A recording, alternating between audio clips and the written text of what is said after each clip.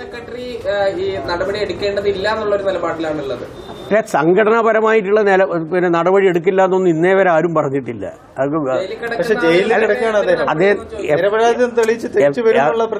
അതെ, അതില് കൃത്യമായിട്ട് പറഞ്ഞല്ലോ. ഇതില് ഏറ്റവും ശക്തമായിട്ടുള്ള ഒരു അന്വേഷണ സംവിധാനത്തിന്റെ ഭാഗമായി അവരുടെ പേരിൽ FIR ഇട്ട് ഇപ്പൊ അവർ റിമാൻഡിലാണ്. ഇതിന്റെ ഭാഗമായി നിങ്ങൾ ചോദിക്കുന്നത് സംഘടനാപരമായിട്ടുള്ള നടപടിയാണ്.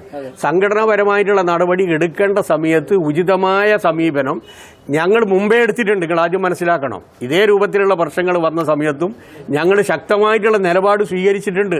അത് ഇതിലും ഉണ്ടാവും. അത് ഞാൻ ചോദിച്ചെന്നെ വീണ്ടും വീണ്ടും ചോദിക്കല്ല.